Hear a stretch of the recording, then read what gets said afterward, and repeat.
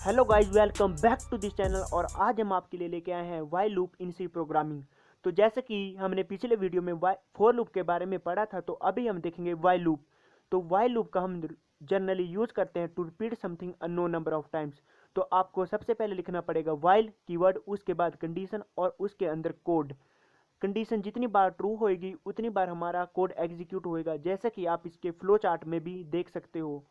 तो flow chart में आपको सबसे पहले लिखना पड़ेगा स्टार्ट, यानी कि वाइल कीवर्ड, उसके बाद आपको कंडीशन।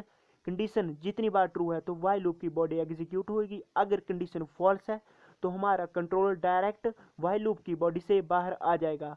तो अभी हम देखते हैं तो अभी हम बनाएंगे एक program to find the factorial of any number entered by the user.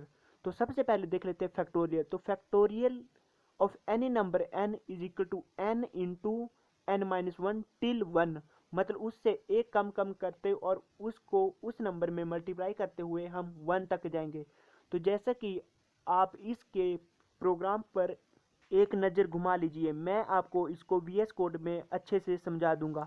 तो जैसा कि आप देख सकते हैं कि हम पहुंच चुके हैं अपने VS कोड में, और मैं यहाँ पर सबसे पहले इंक्लूड करूँगा एक हेडर फाइल। उसके बाद बनाऊंगा मेन फंक्शन, और मेन फंक्शन के अंदर बनाऊंगा एक नम नाम का वेरिएबल जिस नंबर का हम फैक्टोरियल कैलकुलेट करेंगे। उसके बाद मैं बनाऊंगा आई नाम का वेरिएबल जो कि मेरा लूप काउंटर होएगा, और उसके बाद मैं बनाऊंगा फैक्टोरियल, और आई और फैक्टोरियल दोनों को इनिशियलाइज करूंगा 1 से।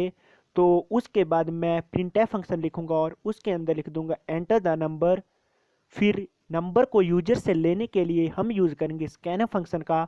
तो स्कैनर फंक्शन के अंदर मैं लिख दूंगा डबल कोट्स के अंदर %d, और उसके बाद कोमा से सेपरेट करके लिख दूंगा एड्रेस ऑफ नम, जिससे कि जो वैल्यू नम यूज़र एंटर करेगा वो नम नाम के वेरिएबल में स्टोर हो जाएगी। उसके बाद मैं यूज़ करूंगा वाइल कीवर्ड, और उसके अंदर पैरेंथेसिस के अंदर लिख दूंगा आई इज लेस देन और इक्वल टू नम।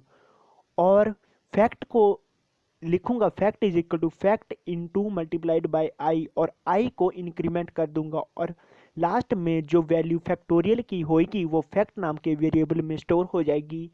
तो मैं उसको प्रिंट कराने के लिए यूज़ करूंगा प्रिंटफ फंक्शन को, और प्रिंटफ फंक्शन के अंदर लिख दूंगा फैक्टोरियल ऑफ परसेंटेज डी, जैसा कि आप देख सकते हैं। तो अभी मैं आपको बता देता हूँ कि फैक्टोरियल का मतलब क्या होता है। जैसे मैंने लिखा 3 फैक्टोरियल, इसका मतलब है 3 इंटू 3-1 इंटू 3-1 और टिल 1।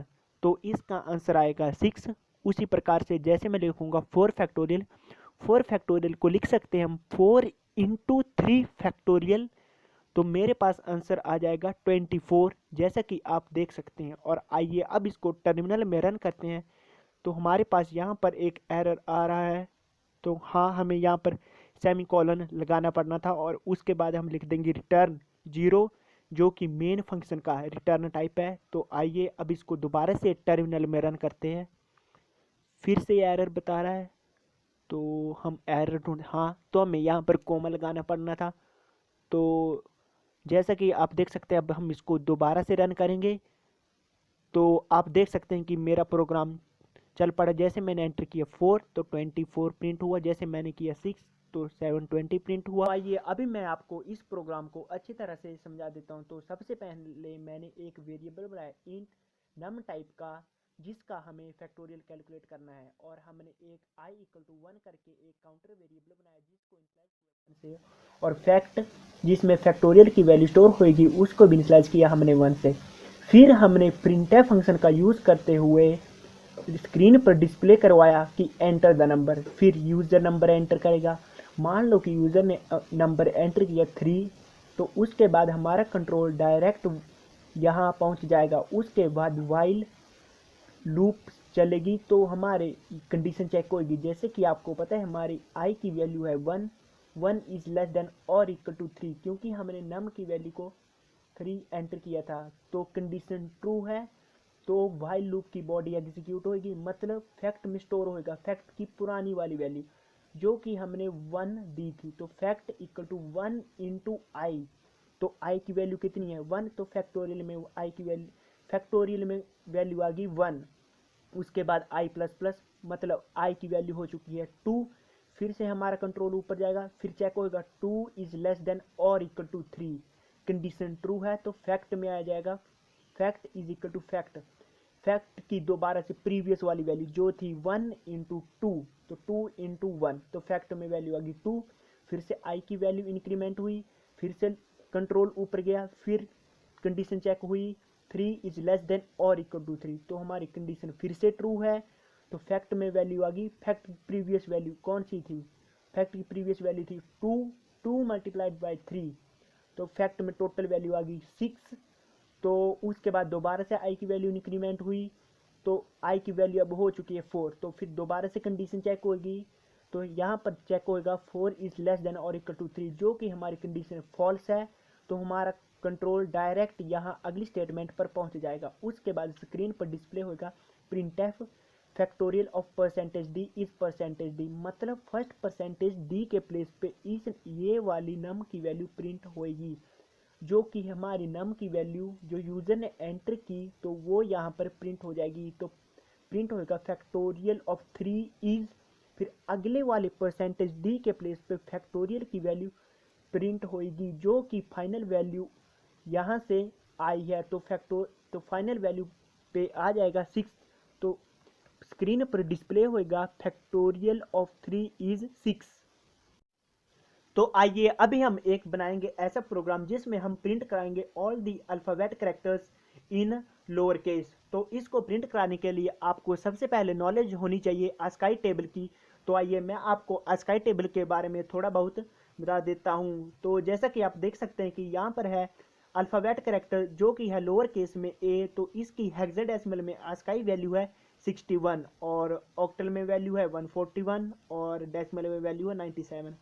तो हम एक लूप काउंटर बनाएंगे जिसको इनिशियलाइज करेंगे 97 से और उसको Z की ASCII वैल्यू तक लेते जाए, इंक्रीमेंट कर देंगे। तो अभी हम देख लेते हैं कि Z का ASCII वैल्यू क्या है। तो जैसा कि आप देख सकते हैं कि Z की ASCII वैल्यू है 122, तो हम पहले इनिशियलाइज करेंगे I को 97 से और वाई लूप के अंदर कंडीशन लिख देंगे I इज लेस देन और इक्वल टू 122 और वाई लूप की बॉडी के अंदर I को इंक्रीमेंट करते हुए इन अल्फ़ाबेट कैरेक्टर को प्रिंट करवा देंगे।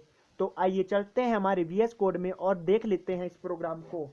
तो आपको यहाँ पर सबसे पहले इंक्लूड करना होगा एक हेडर फाइल। तो मैं यहाँ पर लिख देता हूँ #include stdio.h। उसके बाद मुझे बनाना पड़ेगा मेन फंक्शन। तो मैं उसके बाद यहाँ पर एक वेरिएबल बना दूंगा I। तो मैं यहाँ पर लिखूंगा इंट I और उसको इनिशियलाइज करूंगा 97 से और मैं वाइल जैसे यहाँ पर लिखूंगा तो ये कोड स्निपेट के द्वारा ऑटो कंप्लीट कर देगा। अब मैं कंडीशन के अंदर लिख दूंगा I इज लेस देन और इक्वल टू 122 और अंदर वाइल लूप की बॉडी के अंदर लिख दूंगा प्रिंटफ डबल कोट्स के अंदर लिख दूंगा %c, जो कि हमारे एक फॉर्मेट स्पेसिफायर है, और डबल कोट्स के बाहर मैं लिख दूंगा I और स्टेटमेंट को टर्मिनेट करने के लिए मैं यूज़ करूंगा यहाँ पर सेमी कॉलन और नीचे I को क्या कर दूंगा इंक्रीमेंट कर दूंगा और उसके बाद मैं नीचे यहाँ पर लिख दूंगा रिटर्न टाइप, जो कि हमारे मेन फंक्शन का रिटर्न टाइप है। तो आइए अब इसको कंट्रोल S से सेव करते हैं और टर्मिनल में रन करके देख लेते हैं। तो आप देख सकते हैं कि हमारा प्रोग्राम बन के तैयार हो चुका है। तो इसी के साथ अब मिलते हैं अगले वीडियो ट्यूटोरियल में, तब तक के लिए जाओ और फोड़ो।